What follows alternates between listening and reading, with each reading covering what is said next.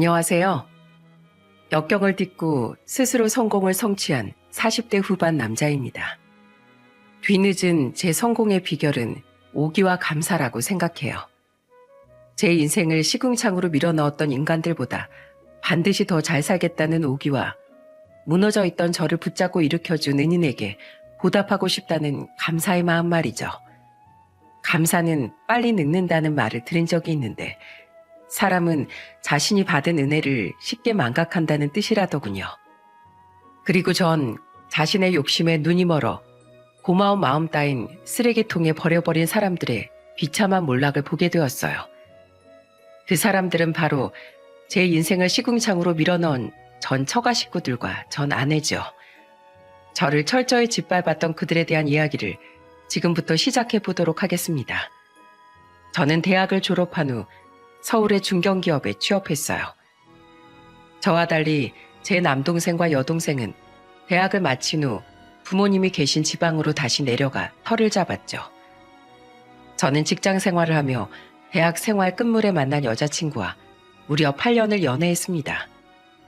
길을 걷다 우연히 모르는 사이인 여자친구를 뺑소니 치고 도망가던 오토바이 운전자를 잡아준 걸 시작으로 여자친구가 제게 적극 연락을 해서 인연이 되었거든요. 2살 어린 여자친구는 의대생이었어요. 서울에 위치했던 여자친구의 집은 아버지가 사업을 2번이나 말아먹고 당시 어머니까지 대장암 2기로 투병 중이라 형편이 많이 어려웠습니다. 훨씬 먼저 사회생활을 시작했던 전 그런 여자친구를 돕기 위해 많은 헌신을 했죠.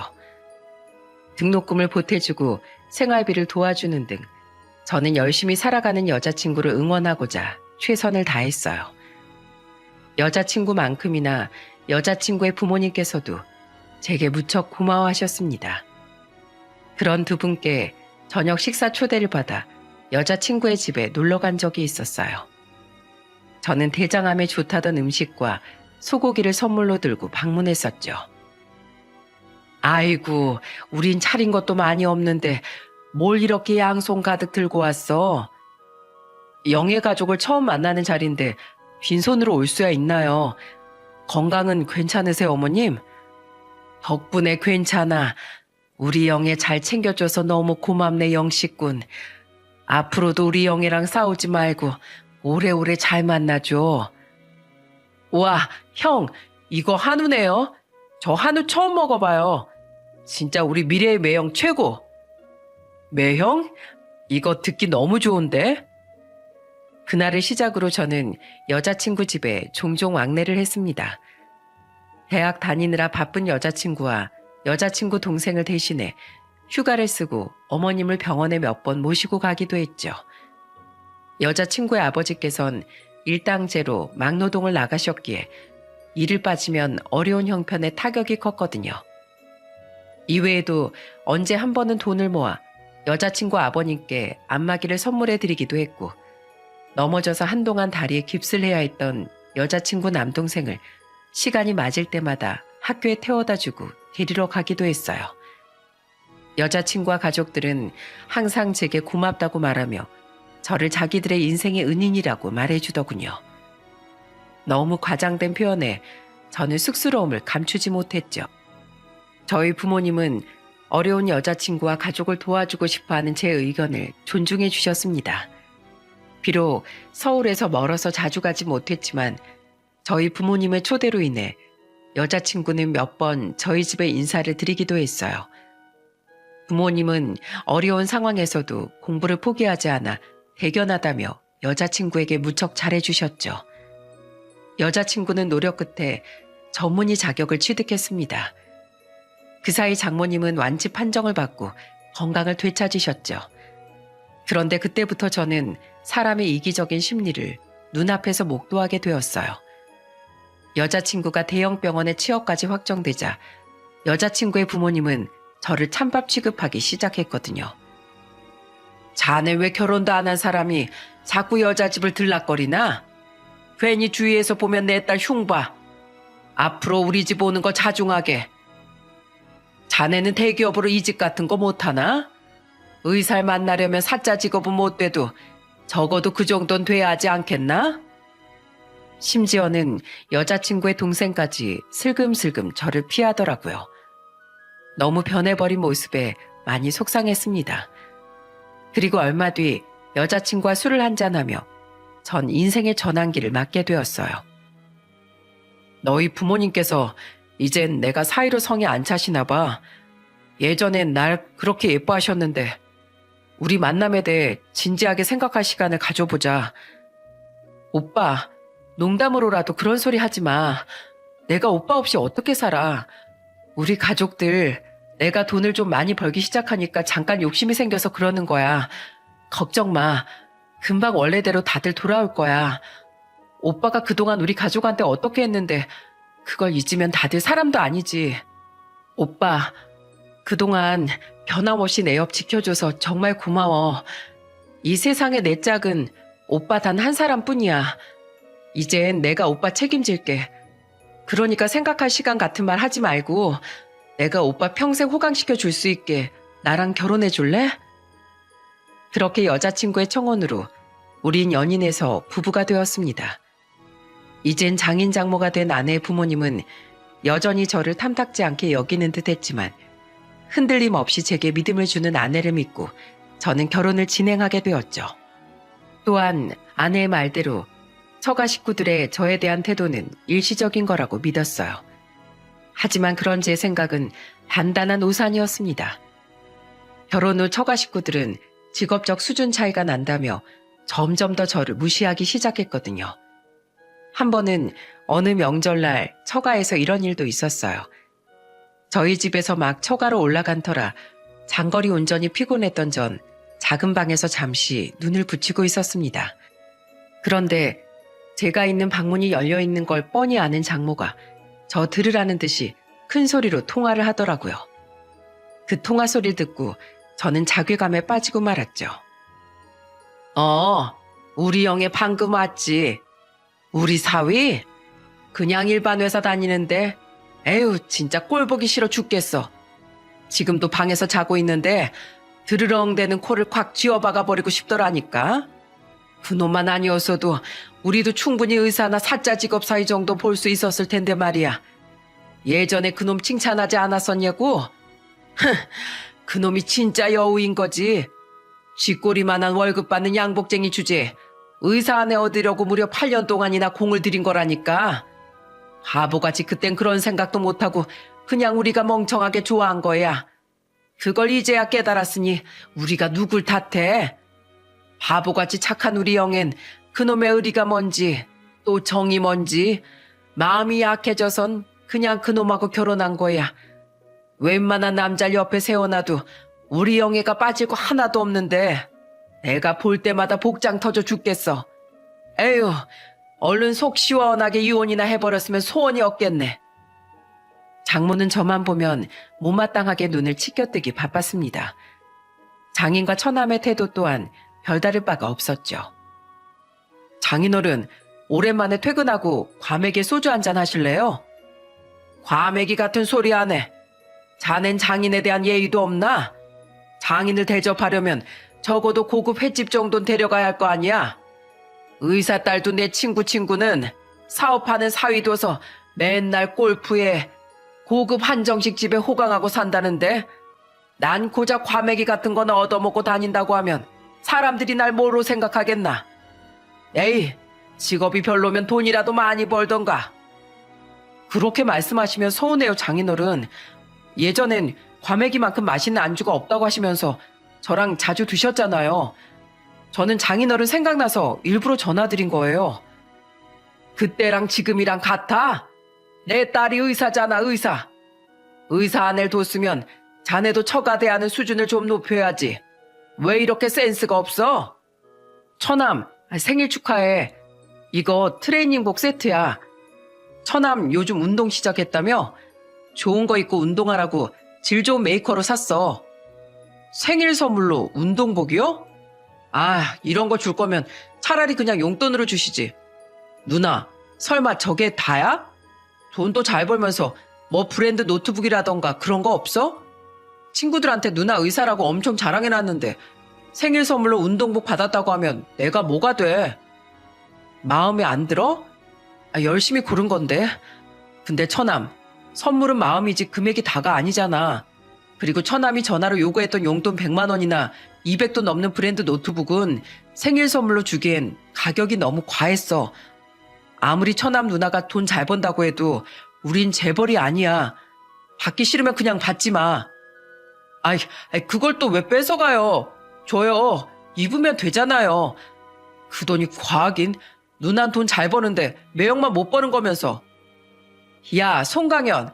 내가 의사지 네가 의사야? 왜 네가 내 직업 가지고 유세야? 그리고 이 운동복도 좋게 30만 원도 넘게 주고 산 거야. 네 매형이 매장까지 직접 가서 고르고 고른 거라고. 다들 너무하네 정말. 엄마도 아빠도 너도 우리 남편이 우리 가족한테 그리고 나한테 얼마나 잘했는지 잊었어? 사람들이 염치가 있어야지. 어떻게 오빠한테 이렇게 못되게 굴어. 나 이러면 이제 친정 안 올 거야. 화도 나고 서러웠지만 아내는 항상 제 편이었기에 저는 그 세월을 버틸 수 있었습니다. 하지만 저도 사람인지라 점점 처가 식구들에게 마음이 멀어지고 있었죠.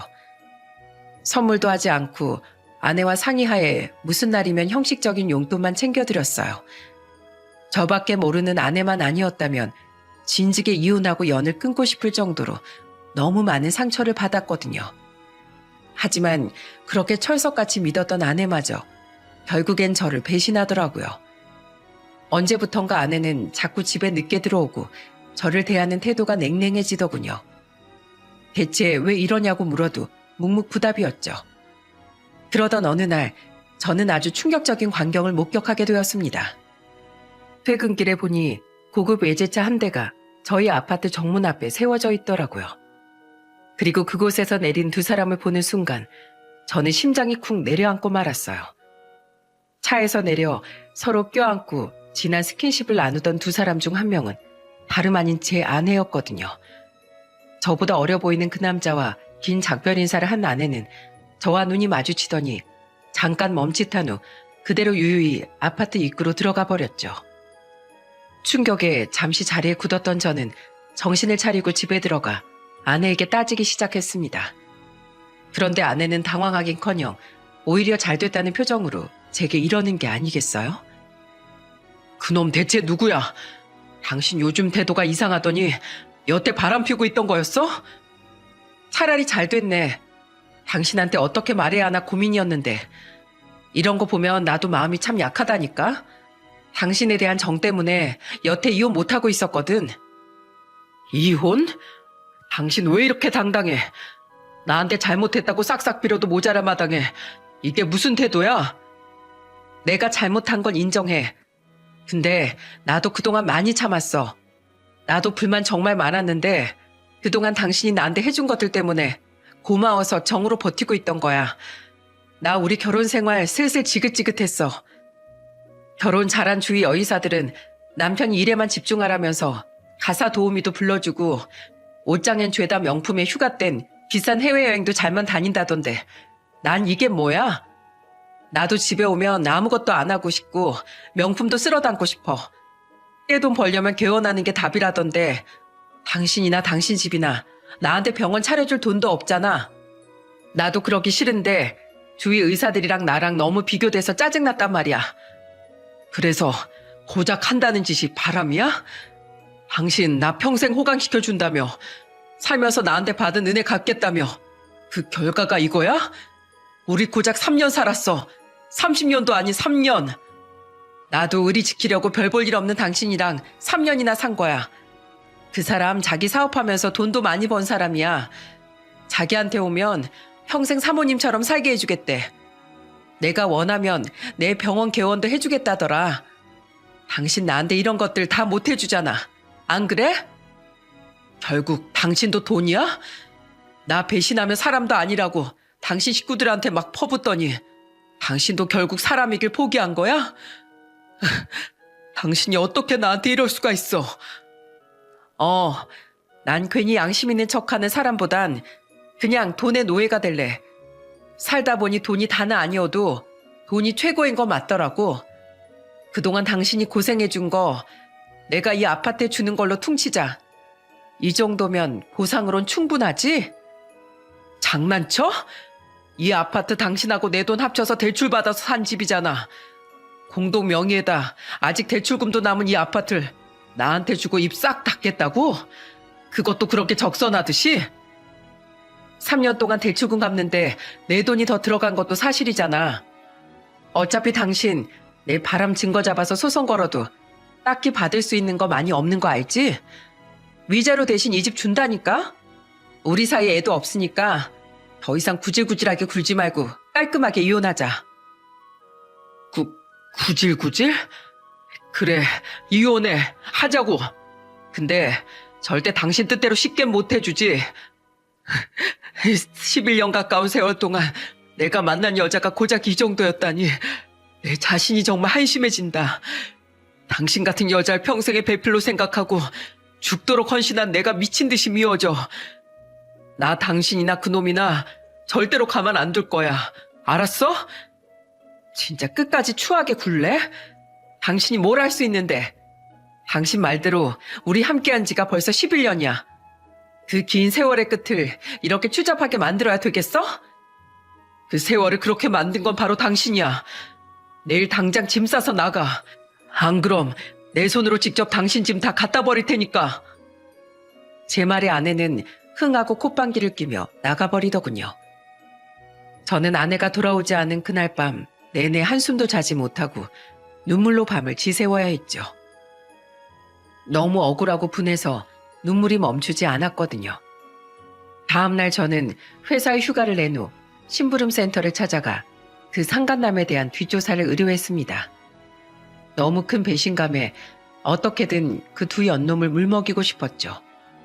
그리고 저는 급하게 만든 허접한 피켓을 가지고 아내 병원 앞에서 침묵 시위를 하기 시작했어요. 8년 동안 뒷바라지해준 남편을 버리고 바람 피운 의사를 어떤 환자가 신뢰하고 자신의 몸을 맡길 수 있겠습니까? 병원 앞을 지나다니던 사람들은 저를 보며 수군댔어요. 한참 뒤 저는 병원 측에서 부른 듯한 경찰에 의해 끌려 나와야 했죠. 그날 집에 들어와 보니 이미 자기 짐을 싹 빼서 보낸 듯한 아내가 팔짱을 끼고 저를 기다리고 있더군요. 당신 덕분에 나 병원장님께 불려가서 욕 한 바가지로 먹었어. 나 망신시키니까 속이 시원해? 근데 당신이 계속 병원 앞에 오면 병원이 당신을 명예훼손으로 고소할 텐데 당신 그거 감당 가능하겠어?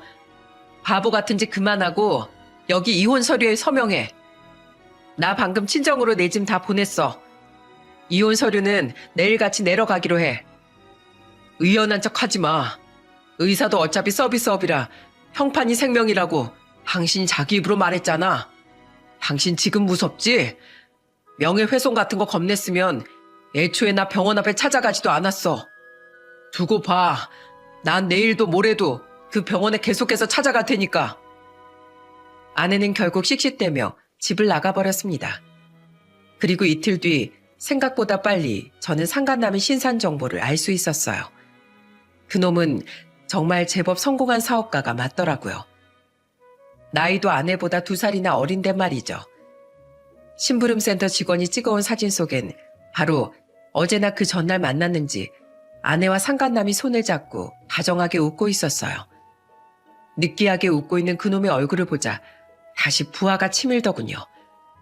월요일이었던 다음 날 저는 회사에 출근해 한동안 쓰지 않았던 연차를 몰아쓰고 싶다며 휴가를 신청했습니다. 그리곤 당장 반차를 내고 그놈의 회사로 향해 그놈을 찾아내자마자 멱살을 쥐고 흔들기 시작했어요. 그놈은 적잖이 당황한 표정으로 마구 주위를 살펴댔죠. 네가 내 아내랑 바람 피운 놈이냐? 어디 할 짓이 없어서 유부녀를 꼬여내? 어? 이거 왜 이러십니까? 놓으세요. 아, 놓으라고. 당신 이거 명백한 명예훼손인 거 몰라? 너 같은 놈한테 명예라는 게 있긴 하냐? 그러는 넌 내 인생을 훼손시켜놓고 밥이 입으로 넘어가든? 이 빌어먹을 자식아. 결국 저는 참지 못하고 그놈에게 주먹을 날려버렸습니다. 그리곤 경악을 한 그놈 회사 직원들을 향해 큰 소리로 소리쳤어요. 이 회사 대표라는 이 자식 엄청난 파렴치 아닙니다. 유부녀인 내 아내를 꼬여낸 천벌을 받을 인간이에요. 이런 비도덕적인 놈이 여러분에겐 도덕성을 지키던가요? 다들 항상 경계하세요. 자기 탐욕을 위해서라면 남의 아내를 뺏는 짓 따윈 아무렇지도 않게 저지른 놈이니까요. 당신 언젠가 분명 내 눈에 피눈물 흘리게 한 대가 치르게 될 거야. 이 땅에서 얼마나 잘 되나 보자. 당신 같은 인간이 하는 일은 하나도 빠짐없이 죄다 망해버려야 돼. 선생님, 그만하세요. 회사에서 이러시면 곤란해요. 김주임, 얼른 건물 경비원 좀 불러줘. 다투는 과정에서 저 또한 그놈의 주먹에 몇 대나 얻어맞기도 했어요. 저는 결국 직원들의 손길에 의해 그놈에게서 떨어져야 했고 뒤늦게 달려온 건물 경비들의 손에 끌려나갔습니다. 건물 내 다른 회사 사람들은 모두 나와서 그런 저를 구경하고 있었죠. 저 회사 대표 유부녀랑 바람 피웠나 봐. 세상에 생긴 거 멀쩡하게 생겨가지고 이 어깨 바닥 좁은데 금방 소문나겠네. 이 건물에 이쪽 계통 회사들 엄청 많이 들어와 있잖아. 이야기 들었는지 그날 저녁 처가 식구들이 전부 저를 찾아왔더군요. 장모라는 인간은 제게 휴지 곽까지 던지며 마구 소리쳐댔죠. 거기가 어디라고 찾아가? 우리 집 귀한 사위 될 사람을 자네가 뭔데 망신시켜? 사위요? 벌써부터 전 당신들 사위도 아니다 그거예요? 당신들도 그놈 존재 다 알고 있었던 거냐고요? 나 내일 초부터 자네가 우리 집 사위랍시고 들어온 거 자체가 마음에 안 들었어. 결혼도 서로 수준이 맞아야 잡음이 없는 거야. 가뜩이나 이 비싼 아파트를 자네한테 준다는 것도 배알 꼴려 죽겠는데 이제 내 딸하고 내 사위 앞길까지 망치려고 들어? 사람이 가진 게 없으면 성질만 더러워진다더니 자네가 딱 그 꼴이구먼. 추태 그만 부리고 이제 얌전히 이혼해. 기왕 추태 부린 김에 미친 척 좀 더 해보죠 뭐. 내가 당신들한테 어떻게 했는데 암투병 중인 당신한테도 내가 얼마나 지극정성이었는데 어떻게 나한테 다들 이럴 수가 있어요?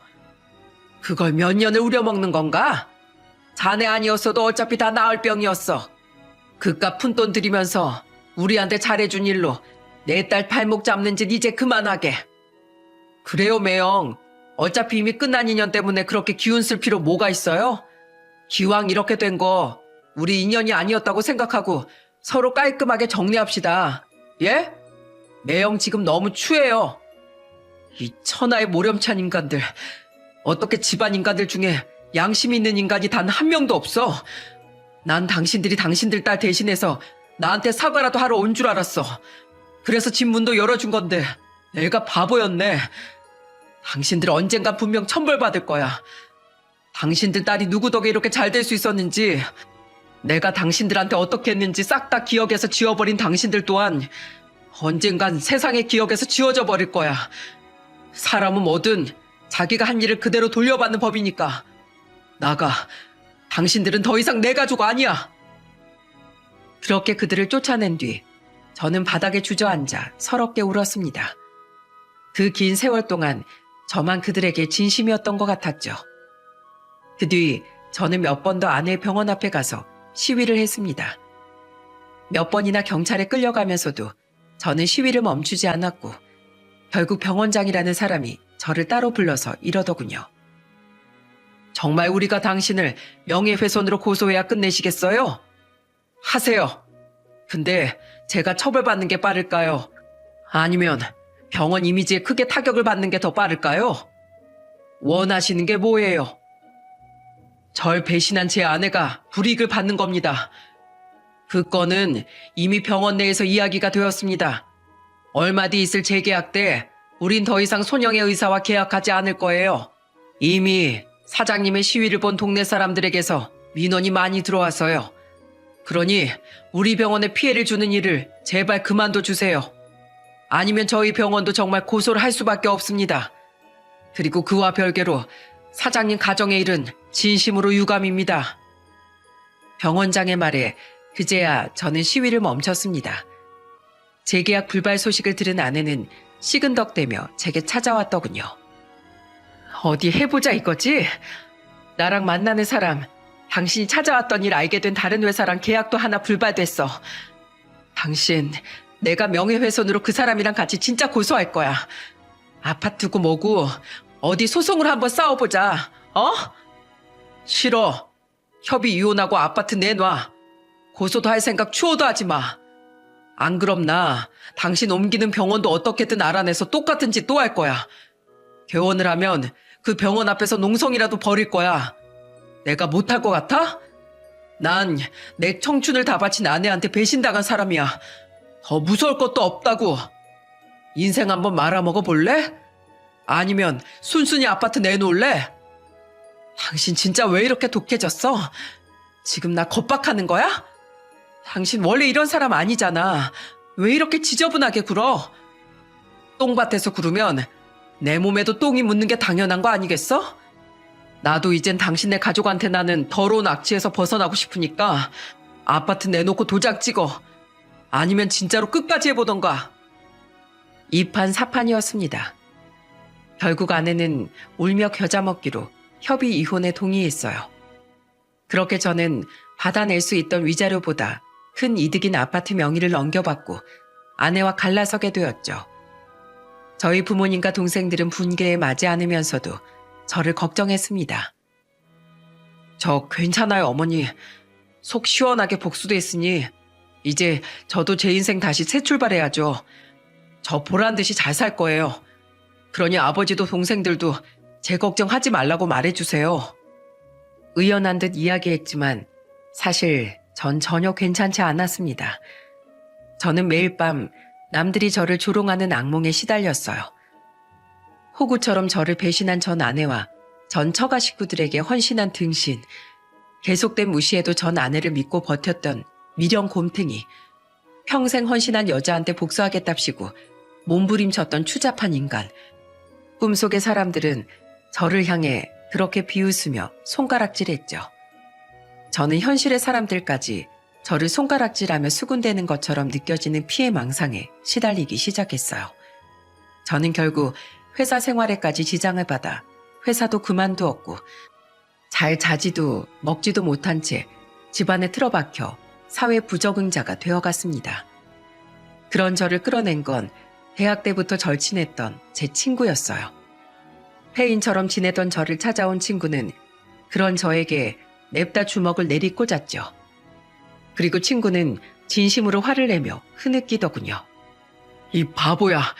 피해자는 넌데 왜 너만 이렇게 인생을 망가뜨리고 있어? 네 인생 망가뜨린 그 연놈들은 다 잘 살고 있다더라. 인생 망했네 뭐네 하면서도 결국 두 연놈은 너랑 이혼한 지 1년도 안 돼서 재혼했대. 네 장인 장모였던 인간들은 떵떵거리면서 잘 살고 네 처남이었던 그놈은 아예 회사도 그만두고 그놈 회사에 들어갔다더라. 그리고 네 아내도 아예 그놈이 병원 개원해줘서 전보다 더 잘 먹고 잘 산대. 근데 왜 너만 이러고 있어야 되냐? 정신 차려. 네 부모님을 생각해서라도. 그놈들이 너 이렇게 된 거 알면 헉이나 지들 행동을 후회하겠다. 오히려 저런 놈 빨리 쫓아내길 잘했다면서 박수치겠지. 너 그 꼴 보기 싫으면 정신 차려. 그놈들한테 보란 듯이 더 잘 살란 말이야. 알았어? 진심으로 저를 위하는 친구의 말에 정신이 번쩍 들었습니다. 또한 저와 다르게 승승장구하고 있다던 그 집 인간들 때문이라도 이를 악물고 다시 새 출발을 해야겠다고 결심했죠. 하지만 이미 제 자존감은 바닥으로 떨어져 있던 상태였고 몸도 마음도 이미 많이 쇠약해져 가고 있었어요. 친구는 그런 저를 위해 한 심리상담센터를 예약해 주었습니다. 그리고 그곳에서 저는 제 인생을 바꿔줄 은인을 만나게 되었죠. 강영식 씨에게 일어난 모든 일이 다 스스로가 어리석어서 생긴 일이라는 생각부터 차근차근 버리셔야 돼요. 피해자는 피해자일 뿐 피해를 당한 이유를 본인 안에서부터 찾으시면 안 됩니다. 내가 피해자라는 걸 분명히 인지하고 내 안에 있는 문제를 찾는 건 그 다음 문제예요. 오늘은 기분이 좀 어떠세요, 영식 씨? 전보다 표정이 더 좋아지신 것 같아요. 선생님 말씀대로 모든 게 다 제 탓이라는 자괴감을 내려놓으니까 마음이 한결 편해졌어요. 잘 됐네요, 영식 씨. 이젠 그들에 대한 화를 영식 씨 스스로를 위해서 내려놓아 보세요. 그들의 행동은 잘못됐지만 한편으론 탐욕 때문에 영식 씨의 선의를 욕심과 어리석음이라고밖에 치부하지 못하는 불쌍한 사람들이에요. 그리고 그들은 결국 영식 씨라는 보석을 잃게 된 거예요. 진정 불쌍한 사람은 그들에게서 벗어난 영식 씨가 아니라 그들이라고 생각하세요. 그 사람은 바로 심리상담가 선생님이었어요. 저보다 5살 어렸던 그분은 항상 제 자존감을 높여주고 세상을 바라보는 시선을 선하고 긍정적으로 바꿀 수 있도록 도와주셨죠. 그건 물론 그분의 일이었겠지만 사람을 바라보는 따뜻한 눈빛과 부드러운 말투에서 저는 그분이 굉장히 선한 사람이라는 걸 느낄 수 있었어요. 그렇게 첫 상담을 시작으로 저는 약 1년간 그 센터를 다니게 되었고 용기를 낸 저의 되시 끝에 우린 1년의 연애를 끝으로 결혼을 하게 되었죠. 새 아내를 위해서 저는 한 번 더 결혼식을 올렸는데 그때 사회를 봐준 친구가 바로 저를 그 센터에 등록해준 그 친구랍니다. 저는 감사의 마음으로 신혼여행 때 그 친구에게 고급 양주를 선물해 주었어요. 돈 봉투를 건넸지만 친구가 화까지 내며 거절했었거든요. 한편 재혼 전 저는 프랜차이즈 사업을 시작했습니다. 아파트를 팔고 작은 집으로 옮기며 그 돈으로 사업 자금을 마련했죠. 어둠 속을 헤매던 제게 손을 내밀어주고 할 수 있다고 용기를 준 지금의 아내 덕분에 저는 새로운 도전을 할 수 있었어요. 그리고 그 결과 저는 조금씩 도약을 할 수 있었고 41에 뒤늦게 얻은 아들이 3살이 되었던 해 서울 중심의 아파트 자가로 다시 이사 갈 수 있을 만큼 제법 성공해 있었습니다. 작은 빌라에서 아파트로 입성한 날 저는 아내를 끌어안고 말했어요.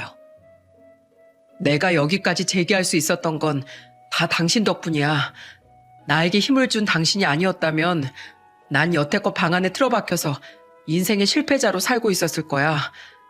한 번 결혼에 실패했던 사위를 아무 편견 없이 받아주신 당신 부모님께도 처제에게도 나 살면서 정말 잘할게. 그리고 무엇보다 당신 눈에 눈물 낼 일 없도록 그리고 우리 아이를 잘 키울 수 있도록 나 최선을 다해서 열심히 살 거야. 그러니까 항상 내 옆에서 지켜봐줘. 나랑 결혼해줘서 고마워 여보. 당신이 멋진 사람이니까 여기까지 올 수 있었던 거예요. 그런데도 당신은 공을 나에게 다 돌려주는 좋은 사람이기까지 해요. 그런 당신과 결혼할 수 있어서 감사한 건 오히려 나인걸요? 내가 당신 더 행복하게 만들어줄게요. 아내는 하늘에서 내려온 천사가 아닌가 싶을 정도로 어질고 착한 사람이었습니다. 사업에 성공한 전 그런 아내와 아들과 함께 꿈만 같은 매일을 살게 되었죠. 저를 비참하게 버렸던 전 처가 식구와 전 아내에 대한 생각은 점차 잊으며 말입니다.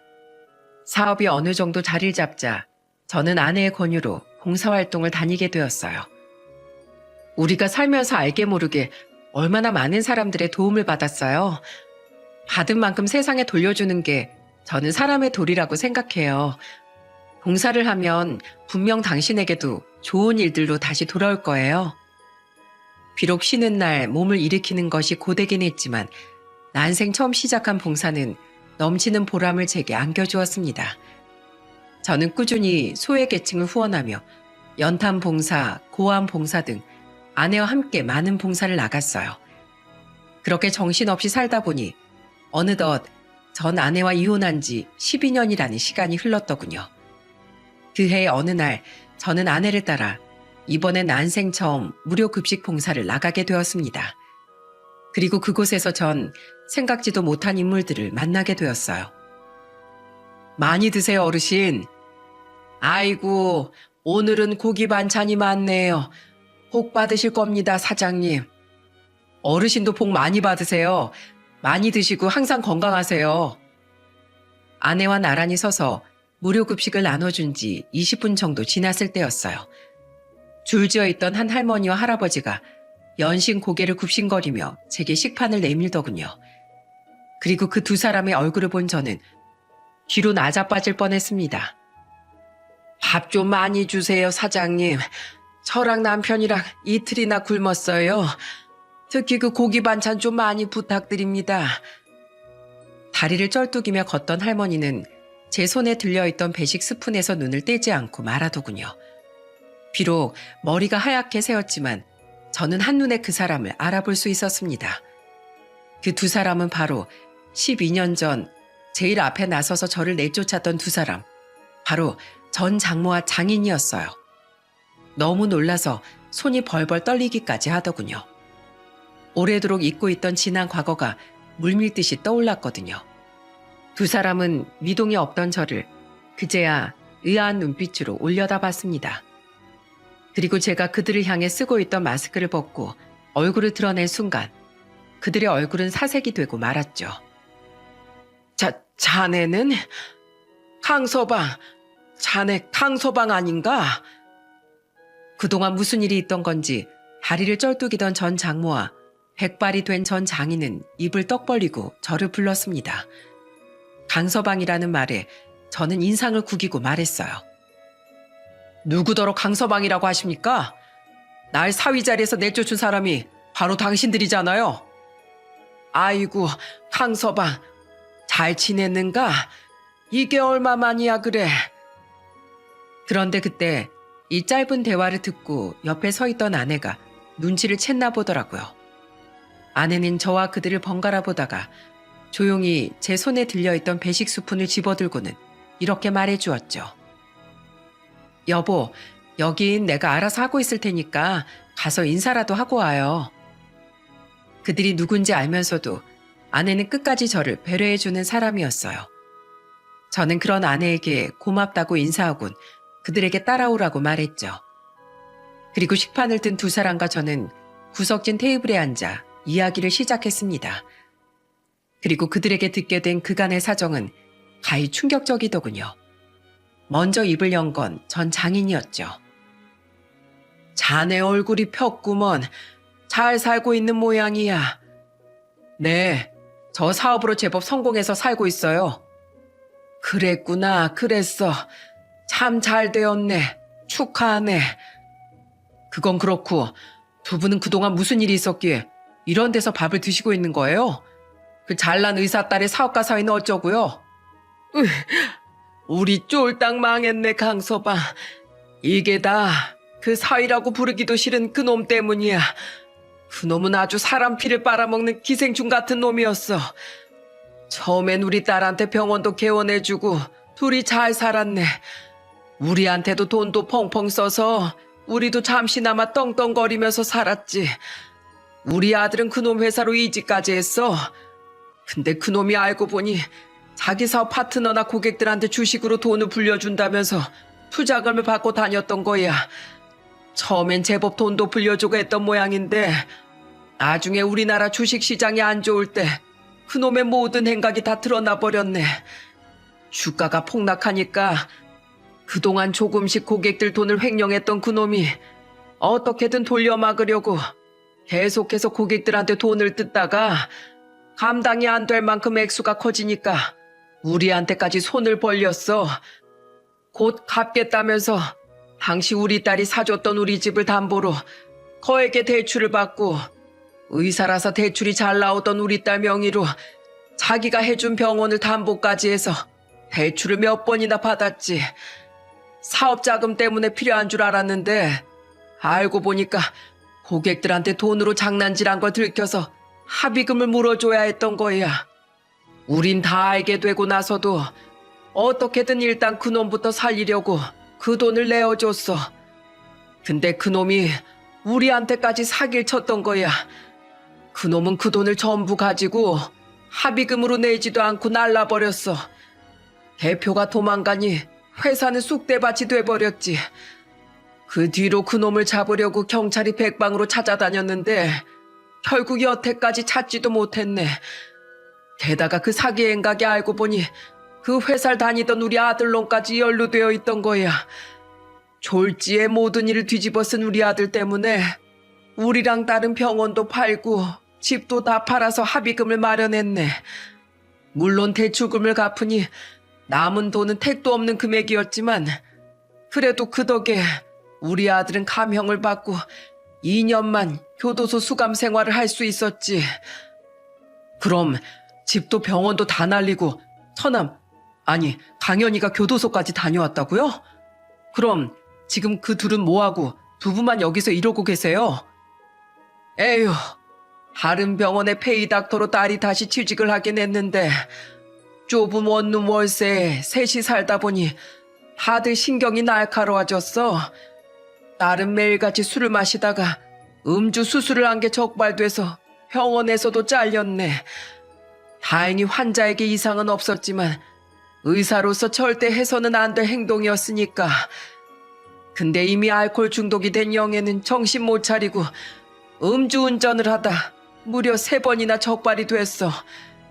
겨우 강연히 그놈이 출소했나 싶었더니 이젠 영애가 1년 반 동안 교도소에 들어간 거야. 글쎄, 잘났다고 자랑하던 두 자식이 전부 범죄자 신세가 됐으니 정말 억장이 무너졌네. 강연인 우리와 잠시 살긴 했지만 우리 때문에 자기 인생이 그렇게 된 거라며 우리와 인연을 끊고 떠나버렸네. 나중에 수소문해 보니 지방에서 배달음식 기사로 근근히 살고 있다더구만. 그 소식을 마지막으로 그놈은 거기에서도 자취를 감췄어. 왜 그게 두 분 탓이에요? 그게 내가 말할게요, 여보. 아휴, 미안하네, 강서방. 우리가 자네한테 참 면목이 없어. 사실 지인들을 통해서 그 몹쓸 놈을 영애에게 소개시켜준 게 바로 우리였네. 네? 그럼 결국 두 분이 정말로 저를 이혼시켰다는 말이네요? 그래, 미안하네. 덕분에 자네에게 큰 상처를 준 벌을 우리가 이렇게 톡톡히 받고 있네. 아들이 떠난 후 충격으로 우리 양반은 병원 신세까지 져야 했어. 그리고 난 원래 있던 당뇨가 심해지며 지금 다리 한쪽을 제대로 쓰지도 못하고 있지. 딸은 그 뒤 출소해서 다시 일을 구하려고 했는데 서울에 있는 병원에선 음주 수술에 음주운전 전과까지 많았던 우리 딸을 받아주지 않았어. 결국 우리 딸 또한 자기 동생처럼 자기 인생을 말아먹은 우리를 탓하고 욕까지 하면서 떠나버렸네. 그러더니 나중에 돈 좀 있냐면서 우리한테 전화를 딱 한 번 걸었는데 외딴 지방에서 겨우 일자리를 구해 의사로 일하다가 알코올 중독 때문에 손이 떨려서 잘리게 됐대. 에휴, 맨날 술 냄새 풍기며 손을 덜덜 떠는 애를 어느 병원에서 의사로 받아주겠는가. 결국 의사 인생이 끝나고 딸은 한 식당 주방에서 설거지 일을 하게 됐는데 그 식당에 있는 현금을 조금씩 훔치다가 걸려서 돈을 물어주게 생겼다면서 돈을 빌려달라고 전화 왔던 거야. 근데 우리 남편도 몸이 엉망이 돼서 더 이상 막노동도 못 나가는 상황에 돈이 어디 있겠나.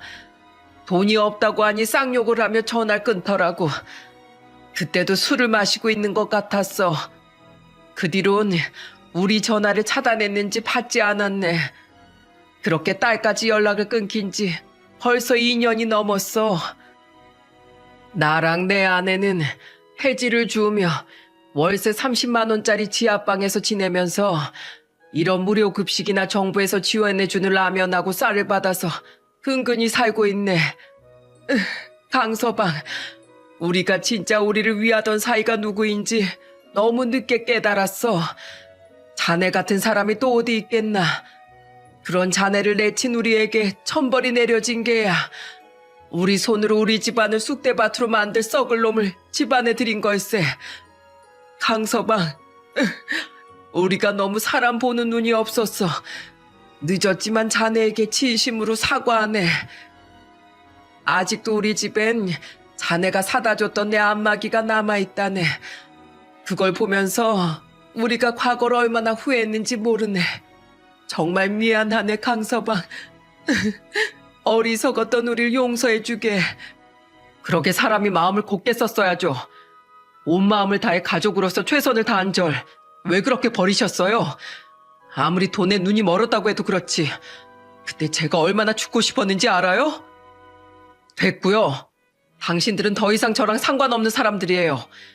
제가 더 이상 두 분 사이가 아니듯 두 분도 저랑 아무 상관없는 사람들이라고요. 저한테 용서 비셔도 두 분께 간쓸게 다 퍼드렸던 전 이제 없어요. 사정은 안타깝지만 감사함을 모르는 두 분을 저는 더 이상 돕지 않을 겁니다. 그러니 앞으로는 누구에게 도움을 받던 간에, 아니, 이 무료 급식을 두 분께 드리기 위해 노력한 사람들에게라도 감사함을 절대 잊지 말고 사세요. 눈앞의 탐욕 때문에 고마움을 잊고 인간된 도리를 저버렸던 두 분의 행동에 대한 대가가 얼마나 잔인했는지 절대 잊지 마시라고요. 전 앞으로 이 봉사는 더 이상 안 나올 테니 괜히 여기 와서 저 찾지 마세요. 갈게요. 미안하네, 강서방. 부디 자네라도 몸 건강히 잘 살게. 애써 냉정하게 말하고 돌아서자마자 제 눈에서 눈물이 툭 하고 한 방울 떨어지더라고요. 그렇게 눈이 벌개진 채 돌아온 제게 아내는 가만히 지갑을 열어 30만 원을 쥐어주더군요. 이게 뭐야? 자세한 사정은 모르지만 어떤 상황인지는 알겠어요. 여보, 저 사람들이 바로 당신 마음에 깊은 상처를 줬던 당사자들이죠? 하지만 지금 당신은 이렇게 잘 살고 있고 저들은 그저 힘없는 노인이잖아요. 젊은 당신이 조금 더 용기 내서 용서해 주세요. 이 돈 저분들께 가져다 드려요. 그리고 이걸로 저 사람들과 영원히 작별해요. 과거 당신의 상처와도요. 끝을 알 수 없을 만큼 아내는 속 깊은 사람이었습니다. 저는 잠시 망설이다가 그들의 한 달치 월세에 달하는 그 돈을 그들에게 가져다 주었죠. 그리고 아내의 말처럼 저는 그토록 저를 괴롭혔던 과거와 작별을 하게 되었어요. 곧대 쓰세요. 비록 과거의 두 분은 제게 못된 짓을 하셨지만 그 덕에 저는 지금 세상에서 가장 소중한 아들과 새 아내를 만날 수 있었어요. 이건 당신들이 아니라 아내를 만나게 해준 세상에 대한 작은 감사함의 표시입니다. 그러니 두 분도 제발 앞으로는 사람된 도리를 절대 잊지 말고 사세요. 가보겠습니다. 고맙네, 강서방. 이 은혜 우린 절대로 잊지 않겠네. 그들은 눈물을 흘리며 제게 90도로 허리 숙여 인사까지 하더군요. 그날 봉사를 마친 후 아내는 저를 꼭 안아주었습니다. 그리곤 훌륭하고 장하다며 저를 다독여 주었죠. 저를 비참하게 버린 전 처가 식구들은 그처럼 삶이 송두리째 망가진 채 근근히 삶을 이어가고 있었습니다. 심지어 전 아내와 전 처남의 근황은 아무도 모르는 상태로 그들은 점점 세상의 기억에서 잊혀가고 있었죠. 그게 바로 몇 달 전의 일이었습니다. 그 뒤 저는 다른 봉사는 나갈지언정 무료 급식 봉사만큼은 나가지 않고 있어요. 앞으로 두 번 다시 볼 일은 없겠지만 원망이 사라진 지금 저는 부디 전 처가 식구들과 전 아내가 더 이상의 불행을 겪지 않고 이제라도 올바른 마음으로 살아가길 바랄 뿐이에요. 아내의 말처럼 저는 그들에게 돈을 주며 진정으로 과거의 상처와 작별할 수 있었어요. 분명 일상엔 변함이 없건만 제 마음은 전과 다르게 깃털처럼 가벼운 기분입니다. 제가 새 사람이 된 것도 과거의 상처에서 자유로워진 것도 모두 현명한 제 아내 덕분이에요. 저는 저를 사람처럼 살게 해준 귀인인 지금의 아내에 대한 고마움을 절대 잊지 않고 앞으로 지금의 장인 장모님께도 최선을 다해 효도하며 살 생각입니다. 그리고 부디 지금 9살인 우리 아들이 미련한 저보다 현명한 아내를 많이 닮으며 자라주길 바라고 있죠. 여러분, 감사는 선을 높이고 악을 낮춘다는 말이 있습니다. 감사가 인간의 성품을 좋은 방향으로 바꿔준다는 뜻이죠. 그러니 많은 분들께서 제 사연을 듣고 항상 감사의 마음을 가지고 선하게 살아가셨으면 하는 마음에 저는 이 사연을 보내게 되었습니다. 오랜 고마움 따윈 아무렇게나 버려버린 전 처가 식구들과 전 아내처럼 악의 길을 걷다 몰락하지 않도록 말입니다. 감사함을 항상 마음에 품고 살아간다면 여러분의 곁엔 감사한 일들이 더 많이 생길 거라고 믿어 의심치 않습니다. 앞으로 오가는 감사 속에 세상이 봄처럼 더 따뜻해지길 바라며 이만 사연을 마치겠습니다. 감사합니다.